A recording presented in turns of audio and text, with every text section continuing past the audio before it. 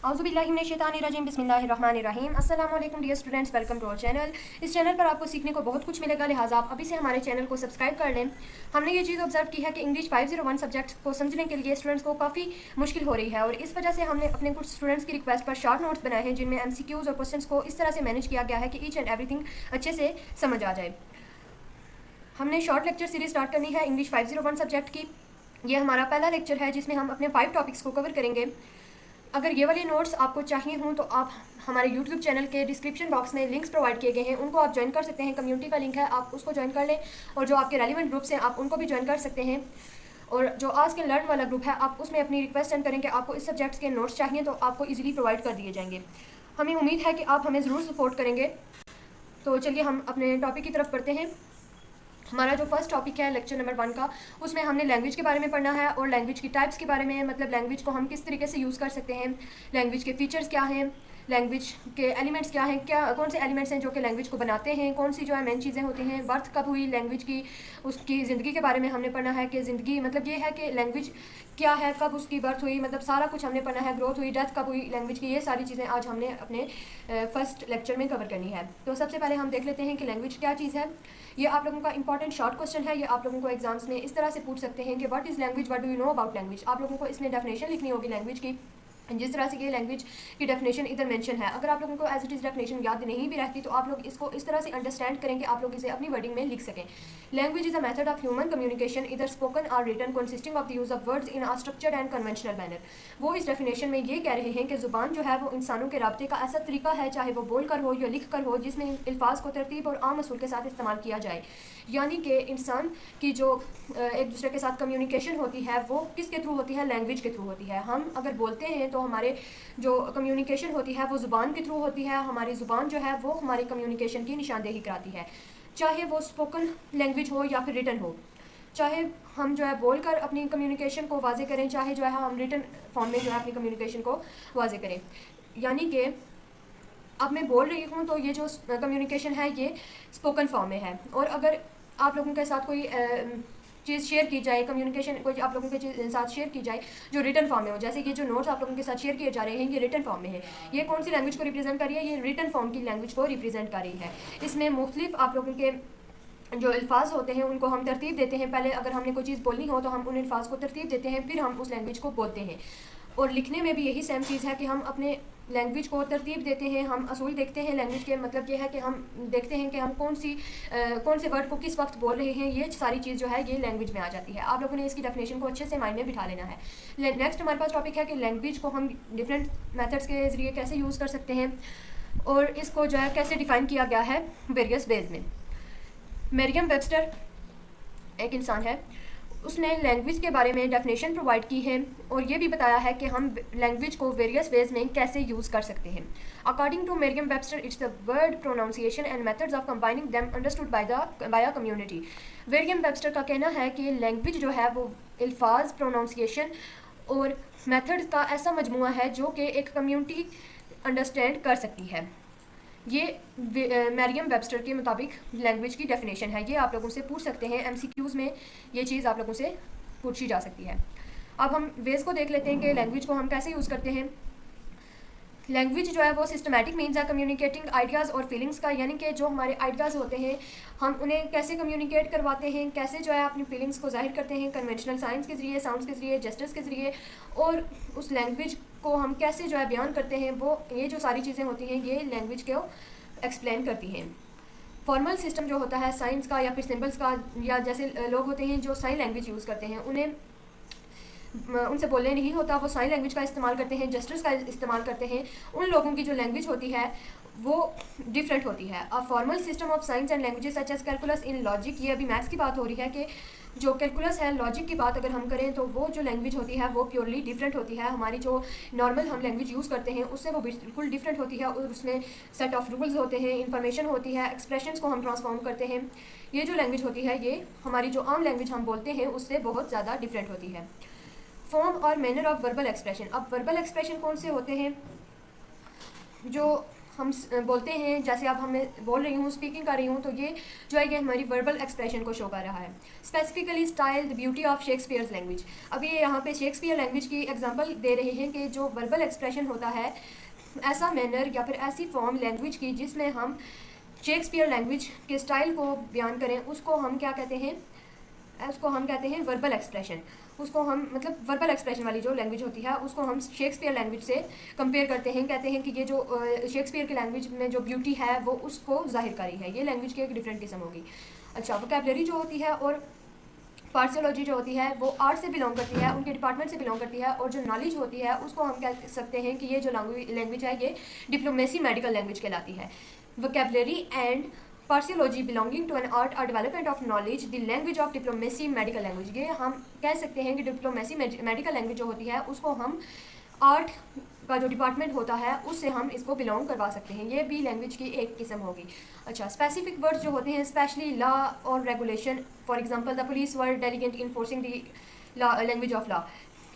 जो ऐसे वर्ड्स हो गए या फिर ऐसे लॉ हो गए, ऐसे रूल्स एंड रेगुलेशंस हो गए जिनमें हम ये कहते हैं कि ये जो है लॉ इन्फोर्स अब हो जाएगा या फिर हो रहा है, तो उनको हम यूज़ जब करते हैं तो वो भी एक लैंग्वेज कहलाती है। जैसे कि आप लोगों को एग्जांपल में दिया गया है कि police were delegate in enforcing the language of law, कि पुलिस जो है वो इन्फोर्स करती है लॉज को, लैंग्वेज ऑफ लॉ, यानी कि वो कानून के लॉज को इन्फोर्स करती है, वो उसकी रिस्पॉन्सिबिलिटी होती है कि वो कानून के लॉज को इन्फोर्स करे।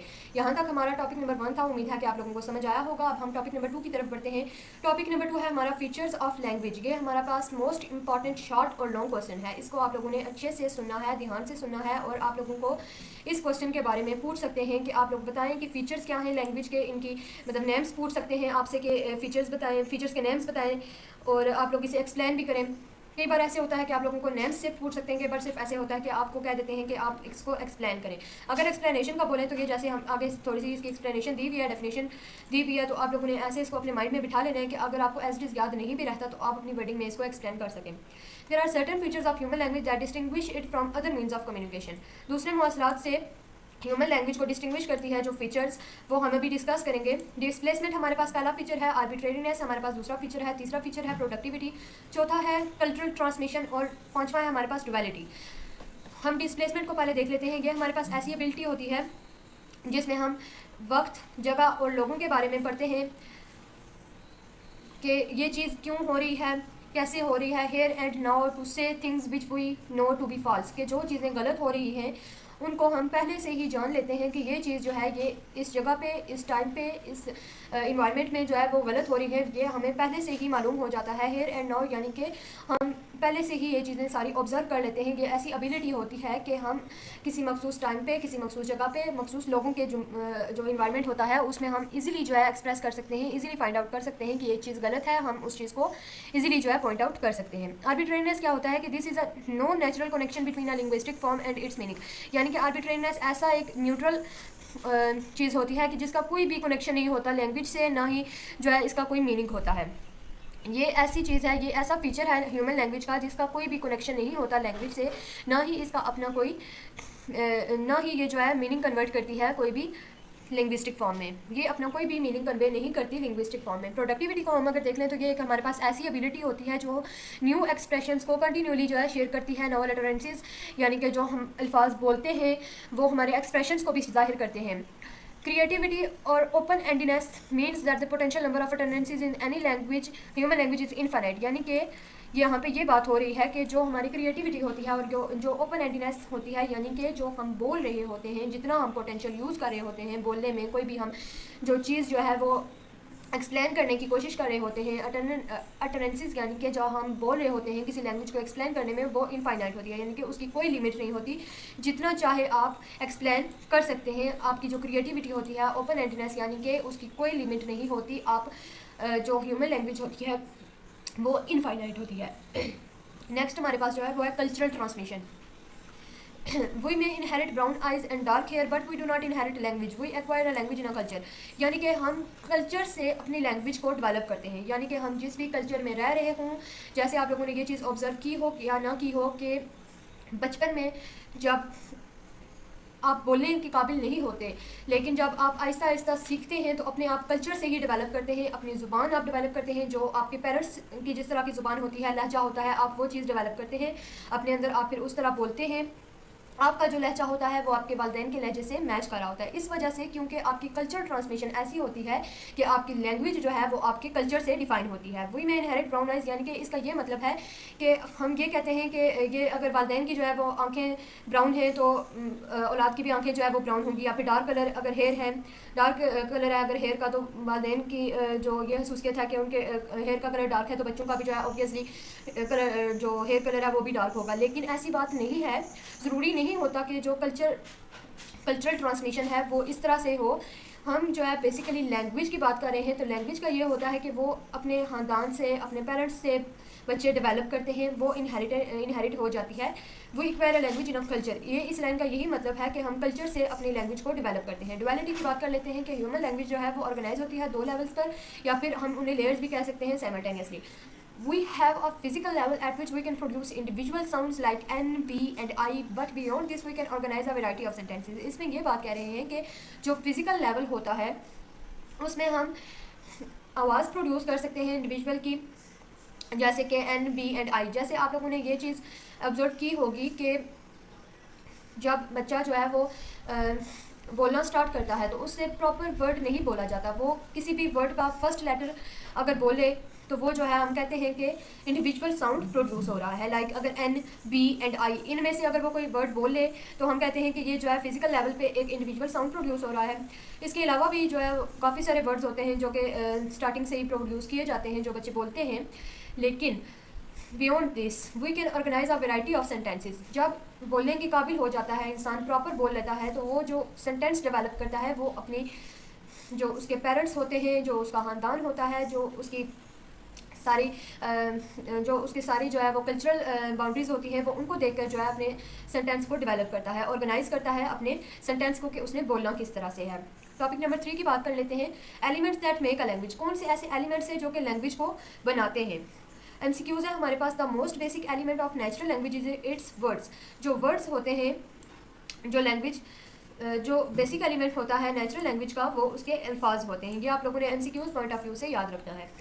Explain the evolving nature of grammar and its significance in its language. ये जो है ये शॉर्ट क्वेश्चन है, ये आप लोगों ने अपने माइंड में बिठा लेना है। ग्रामर जो होती है वो इनकम चीज़ होती है, रूल्स उसके होते हैं, वर्ड्स उसके होते हैं जो प्रोवाइड करते हैं एडिशनल कॉन्टेक्स्ट, उसके मीनिंग होते हैं, मुख्तलिफ उसके अल्फाज होते हैं जिनके मीनिंग्स भी डिफरेंट होते हैं, स्ट्रक्चर डिफरेंट होता है, उसके जो डिस्क्राइब हम उसे करते हैं, वो लैंग्वेज जो है उसके पैटर्न्स डिफरेंट होते हैं, फंक्शन डिफरेंट होते हैं, उसके वो मुख्तलिफ कल्चर से जो है बन के आती है। तो इस वजह से जो ग्रामर होती है वो मुख्तलिफ कल्चर्स पर डिपेंड करती है कि एक कल्चर का अगर ग्रामर लेवल डिफरेंट है तो ज़रूरी नहीं है कि वो दूसरे कल्चर के ग्रामर लेवल से मैच हो जाए। ग्रामर जो होती है वो हमें हेल्प करती है टेम्परल और in relational information within sentences के। जो हम सेंटेंसेस बनाते हैं उनमें हमारी ग्रामर का होना बहुत ज़रूरी है ताकि हम अपनी लैंग्वेज को अच्छे से कन्वे कर सकें। वर्ड्स जो होते हैं वो इंपॉर्टेंट रोल प्ले करते हैं मैसेज को कन्वे करने में।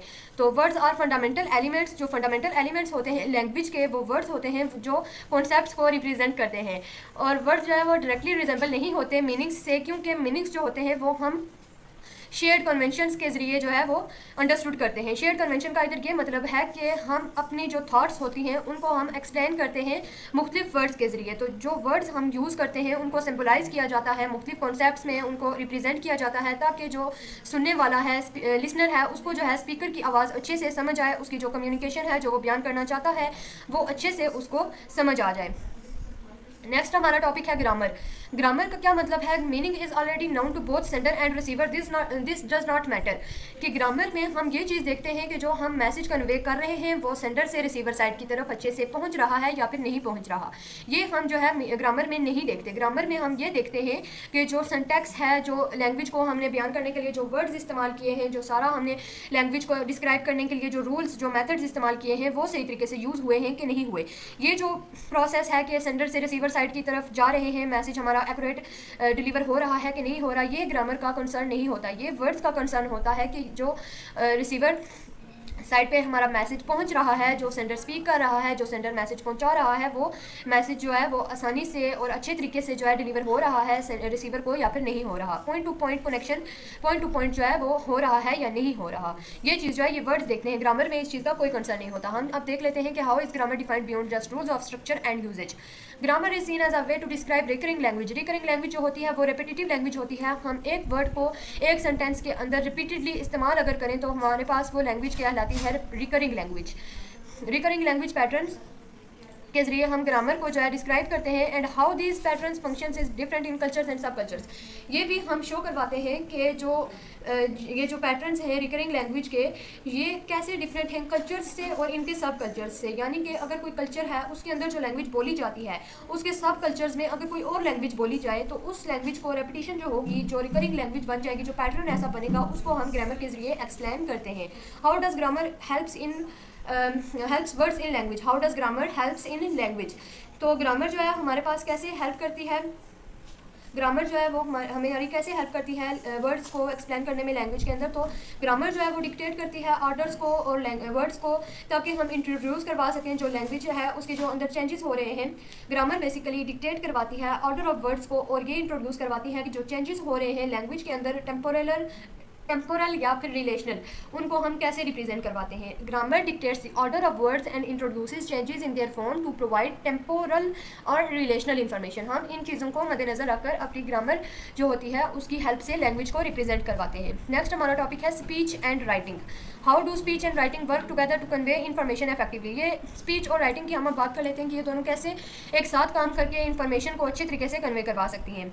नॉलेज जो होती है वर्ड्स की और ग्रामर्स की, ये हमें अलाउ करती है कि हम अपने जो ग्रुप्स होते हैं उनको अच्छे से ऑर्गेनाइज करें। जो वर्ड्स होते हैं ग्रुप्स के वो अच्छे से ऑर्गेनाइज हों ताकि उनका मीनिंग अच्छे से कन्वे हो। जो कॉन्टेक्स्ट, जिस कॉन्टेक्स्ट में हम जो है अपने मैसेज को कन्वे करने की कोशिश कर रहे हैं वो अच्छे तरीके से सेंडर से रिसीवर साइड की तरफ पहुँच जाए, ताकि इन्फॉर्मेशन जो है वो अच्छे तरीके से दोनों साइड्स पर इफेक्टिवली अपना असर दे कि जो इन्फॉर्मेशन है वो सेंडर ने जैसे पहुंचाई थी, जैसे वो पहुंचाना चाहता था रिसीवर साइड को, रिसीवर साइड ने उसी तरह से उसको अंडरस्टैंड किया है, और जो उसकी सारी प्रोसेसिंग थी वो अच्छे तरीके से वो समझ जाए। ये होती है हमारे पास इफेक्टिव इन्फॉर्मेशन को कन्वे करना, कि हम अपनी राइटिंग और स्पीचिंग की हेल्प से कैसे अपने इन्फॉर्मेशन को जो है इफेक्टिवली कन्वे कर सकते हैं। नेक्स्ट हमारे पास टॉपिक है topic number 4, birth and life of language. कि लैंग्वेज की बर्थ कैसे हुई और लैंग्वेज की ज़िंदगी जो है वो कैसे है। अब हम देख लेते हैं कि what does language birth refer to. ये किस चीज़ को रेफर करती है। ये डाइवर्जेंस प्रोसेस को रेफर करती है, जहाँ हम मुख्तलिफ लैंग्वेज के बारे में पढ़ते हैं कि डिस्टिंक्ट हो जाती हैं ये सारी लैंग्वेज। हमारे आबाओ अजदाद से लेकर जो है जितनी भी लैंग्वेजेस आगे हम आज तक जो है लैंग्वेजेस जितनी भी आई हैं हमारे आबाओ अजदाद से लेकर, वो सारी लैंग्वेज जो होती हैं वो लैंग्वेज बर्थ कहलाती हैं। यानी कि लैंग्वेजेस जो हैं वो टाइम टू टाइम चेंज होती रहती हैं, उनमें कम्युलेटिव चेंजेस आते रहते हैं। यानी कि टाइम टू टाइम जो है हमारी जो लैंग्वेज होती है वो चेंज होती रहती है, उसमें डाइवर्जेंस प्रोसेस होते हैं जो लैंग्वेज को जो है वो मुनफरिद बनाते हैं। उसके बाद हम देख लेते हैं how do language change in adopt to social, political और इन्वायरमेंटल शिफ्ट। लैंग्वेज होती है वो चेंज होती है, स्पीकर्स को अलाउ करती है कि वो अडॉप्ट करें न्यू सर्कमस्टांसिस को, न्यू हालात को क्रिएटिवली, ताकि जो है वो सक्सेसफुल चेंजेस स्प्रेड किए जा सकें लैंग्वेज के अंदर। Languages change by allowing speakers to creatively adopt to new circumstances leading to successful changes that spread intuitively. Concept of cumulative accretion in language evolution, ये हम अभी डिस्कस कर लेते हैं। Cumulative accretion refers to the gradual accumulation of linguistic differences that lead to the emergence of distinct language varieties. ये भी अभी वही बात हो रही है कि हमारे पास डिफरेंट लैंग्वेजेस का मजमुआ होता है जो कि हम लैंग्वेजेस में डिस्कस करते हैं। जो टाइम टू टाइम जो है लैंग्वेजेस हमारे पास चेंज होती हैं, उनका जो सारा प्रोसेस है वो मतलब ये कि हमारे बाओ अजदाद से लेकर आज तक जितनी भी हम लैंग्वेज आ चुकी हैं वो सारी जो लैंग्वेजेस हैं उनका जो मजमुआ होता है उस सारे को इकट्ठा करके हम लैंग्वेज को इमर्ज करते हैं ताकि हम एक डिस्टिंक्ट लैंग्वेज की वैरायटी बना सकें। Over time these languages accumulate and differentiate languages. ये जो लैंग्वेजेस हैं ये टाइम टू टाइम चेंज होती रहती हैं, इनकी ये एज इट इज़ नहीं रहती कि ये जैसे स्टार्ट से थी ये एंड तक भी वैसे ही रहेंगे, टाइम टू टाइम चेंज होती रहती हैं। ये वक्त के साथ साथ जो है इन लैंग्वेजेस में भी चेंज आता रहता है। इनकी सेपरेट एंटिटीज़ होती हैं regardless of the external influence, यानी कि जो लैंग्वेजेस होती हैं वो उनके बोलने का स्टाइल भी चेंज होता रहता है और उनकी जो सारा मीनिंग होता है वो भी सारा चेंज होता रहता है। वो अपना असर छोड़ती हैं, एक्सटर्नल इन्फ्लुएंस होता है उनका। टाइम टू टाइम जो है लोग जो है वो लैंग्वेज को डेवलप करते करते जो है अपनी लैंग्वेज को चेंज भी कर देते हैं। ये चीज़ हमने इस टॉपिक में डिस्कस किया है। अब हम नेक्स्ट टॉपिक डिस्कस कर लेते हैं कि लैंग्वेज की ग्रोथ किस तरह से हुई है और लैंग्वेज की डेथ किस तरह से हुई है। Why do languages sometimes die out, ये क्यों कहा जाता है कि लैंग्वेजेस जो हैं वो मर गई हैं। Languages can die out due to competition from other languages और चेंजेस इन सोशल, पॉलिटिकल और इन्वायरमेंटल फैक्टर्स। ये क्यों कहा जाता है कि लैंग्वेजेस जो हैं वो मर गई हैं या फिर उनका वजूद ख़त्म हो गया है। Languages can die out due to competition from other languages और चेंजेस इन सोशल, पॉलिटिकल और इन्वायरमेंटल फैक्टर्स। लैंग्वेजेस का वजूद इसलिए ख़त्म हो जाता है क्योंकि कंपटीशन बहुत ज़्यादा हो गया है। सोशल, पॉलिटिकल और इन्वायरमेंटल फैक्टर्स जो हैं इनकी बिना पर जो लैंग्वेजेस होती हैं उनका एक दूसरे से कंपटीशन हो जाता है और उसी कंपटीशन की बिना पर हम कहते हैं कि लैंग्वेजेस का वजूद ही ख़त्म हो गया है। ये जो MCQs हैं, जो एग्जांपल्स हैं डेड लैंग्वेजेस की जिनको हमने ट्रांसफॉर्म किया है, उनमें हमारे पास आ जाता है क्लासिकल लैटिन, क्लासिकल ग्रीक और ओल्ड आइसलैंडिक। ये जो होती हैं ये हमारे पास डेड लैंग्वेजेस की एग्जांपल्स होती हैं जो ओवर टाइम जो है चेंज होती रहती हैं। ये डिफरेंट फॉर्म्स हैं लैंग्वेजेस की जो कि हम ये कह सकते हैं कि डेड लैंग्वेजेस हैं जो ट्रांसफॉर्म की गई थी। ये आप लोगों ने MCQs पॉइंट ऑफ व्यू से रिमाइंडर रख लेना है। Concept of language death and revival, ये हमने अब डिस्कस करना है। लैंग्वेजेस में die out due to competition from other languages leading to are decline in native speakers. ये वही बात होगी है जो अपने ऊपर अभी डिस्कस की है कि जो लैंग्वेजेस होती हैं उनका कंपटीशन होता है एक दूसरे के साथ, इसीलिए जो है कुछ लैंग्वेजेस होती हैं उनका वजूद ही खत्म हो जाता है। जो नेटिव स्पीकर्स होते हैं, जो बैनुल-अक़वामी स्पीकर्स होते हैं जो लैंग्वेज को एक्सप्रेस करते हैं, वो जो है वो फिर उन लैंग्वेजेस को डिक्लाइन कर देते हैं, उनको एक्सेप्ट नहीं करते क्योंकि उन लैंग्वेजेस का वजूद ही खत्म हो चुका होता है। The determination of when a language becomes officially extent can be complex. ये हम नहीं कह सकते कि लैंग्वेज जो है उसका वजूद कब कम्प्लीटली ख़त्म हो जाएगा, कब जो है वो एक्सटेंट हो जाएंगी। ये चीज़ जो है कहना काफ़ी कॉम्प्लेक्स होता है कि लैंग्वेज जो है अब कम्प्लीटली तौर पर जो है वजूद में नहीं रही है। ये जो मकसद होता है कि हम लैंग्वेज के बारे में ये चीज़ कह सकें कि लैंग्वेज जो है वो एक्सटेंट हो गई है, वो काफ़ी कॉम्प्लेक्स होता है क्योंकि सम केसेस ऐसा होता है कि लैंग्वेज के जो एक्सपीरियंस होते हैं वो दोबारा से आ जाते हैं और इस तरह से आते हैं कि जो कॉर्निश लैंग्वेज होती है जहाँ पे हम अपनी एफर्ट्स को प्रिजर्व करते हैं और जो कंटिन्यूशन प्रोसेस होता है, यानी कि जो लैंग्वेज होती हैं वो दोबारा से जब अपने वजूद में आती हैं, यानी कि जो कॉर्निश लैंग्वेज होती हैं वो जब उन्हें दोबारा से उनका एक्सपीरियंस होता है लैंग्वेज को रिवाइवल देने का, तो तब जो है हम ये चीज़ जो हम पहले कह रहे थे कि लैंग्वेज जो है वो आपके वजूद उसका बिल्कुल भी नहीं रहा, तो ये चीज़ जो होती है ये हम बिल्कुल भी जो है उलट हो जाती है इधर, क्योंकि हम ये चीज़ कह रहे हैं ना कि जो कॉर्निश लैंग्वेज होती है वो एक्सपीरियंस जो होता है पुरानी वाली लैंग्वेज का उनको रिवाइवल दे देती है। As seen with the Cornish language where efforts to preserve उन लैंग्वेज को प्रिजर्व किया जाता है ताकि जो है उन लैंग्वेज को दोबारा से सही तरीके से कंटिन्यूशन प्रोसेस की तरफ लाया जाए। Transformation of dead languages and their continued influence. Transformation of dead languages and their continued influence. हम ये अब चीज़ देख लेते हैं कि जो डेड लैंग्वेजेस होती हैं उनकी हम ट्रांसफॉर्मेशन कैसे करवाते हैं और जो कंटिन्यूड इन्फ्लुएंस होता है, जो असर होता है उनका लैंग्वेजेस का, वो कैसे होता है। डेड लैंग्वेजेस जो होती हैं जैसा कि क्लासिकल लैटिन, क्लासिकल ग्रीक और ओल्ड आइसलैंडिक, ये हमने पहले भी डिस्कस की है, मे नो लॉन्गर बी स्पोकन और एज ओरिजिनली, जैसे ये पहले स्पोकन की जाती थी, बोली जाती थी, अब ये वैसे नहीं बोली जाती क्योंकि ये डेड लैंग्वेजेस हैं। ये डेड लैंग्वेजेस हैं, अब ये ट्रांसफॉर्म हो चुकी हैं, ये लैंग्वेजेस अब वैसे पहले की तरह नहीं बोली जाती, लेकिन ये कंटिन्यू हो जाती हैं। इनका जो इम्पैक्ट होता है मॉडर्न लैंग्वेजेस पे, जो मॉडर्न लैंग्वेजेस होती हैं उन पर जो इनका इम्पैक्ट होता है, जो कल्चर पर इनका इम्पैक्ट होता है, जो स्टडी की फील्ड्स होती हैं डिफरेंट, उन पर जो इनका इम्पैक्ट होता है वो अभी भी है, क्योंकि ये जो लैंग्वेजेस होती हैं ये अपना इतना असर छोड़ती हैं कि जो पुरानी लैंग्वेजेस हैं ये दोबारा से जो है वो प्रिजर्व हो जाती हैं। उनका जो अमल रुका होता है कि ये अब हम यूज़ नहीं कर सकते, इनका कोई वजूद नहीं है, ये दोबारा से हम इनको यूज़ करना शुरू कर देते हैं क्योंकि डिफरेंट कल्चर्स में, डिफरेंट फील्ड्स ऑफ स्टडी में लैंग्वेज जो है वो डिफरेंट मायने रखती है। ये जो लैंग्वेजेस होती हैं ये न्यू फॉर्म में ट्रांसफॉर्म होती हैं और इनका जो लेगेसी होता है डिस्पाइट वो नो लॉन्गर कॉमन यूज़ में रहता है, यानी कि ये इसमें ये कह रहे हैं कि जो लैंग्वेजेस होती हैं वो टाइम टू टाइम जो है वो ट्रांसफॉर्म होती रहती हैं, उनकी न्यू फॉर्म्स होती रहती हैं, वो न्यू शक्ल में आती रहती हैं। लैंग्वेजेस जो होती हैं वो कभी भी जो है वो पहले की तरह, मतलब ये कि जैसे वो पहले थी वो ऐसा नहीं है कि वो एंड टाइम तक जो है वो वैसे ही रहे। एंड टाइम तक जो है लैंग्वेजेस चेंज हो जाती हैं। जैसे अब देखा जाए कि जो लैंग्वेजेस आपके एंसेस्टर्स से चली आ रही हैं वो वाली लैंग्वेजेस अब काफ़ी हद तक जो है वो चेंज हो चुकी हैं, उनकी न्यू फॉर्म्स आ चुकी हैं। वो ऐसा नहीं होता कि वो एंड तक जो है वो लास्ट कर जाए, मतलब ये है कि वो उनकी जितनी भी कैपेसिटी होती है कि ये लैंग्वेज जो है इतने अरसे तक सर्वाइव करेगी, वो एंड तक सर्वाइव नहीं कर पाती। इस वजह से हम ये कहते हैं कि leave a lasting legacy despite no longer being in common use, यानी कि वो कॉमन यूज़ में तो रहती हैं लेकिन यानी कि वो जो है वो लैंग्वेजेस वो कॉमन यूज़ में नहीं रहती, यानी कि स्टार्टिंग से एंड तक जो है लैंग्वेजेस वो एक जैसी नहीं रहती। हमारी जो लैंग्वेजेस हैं वो चेंज हो जाती हैं, उनका असर डिफरेंट होता है। आज तक जो था ये हमारा लेसन नंबर 1 यहाँ तक कंप्लीट हो गया। नेक्स्ट वीडियो में हम लेसन नंबर 2 को डिस्कस करेंगे। तो टिल देन स्टे कनेक्टेड। अल्लाह हाफिज़।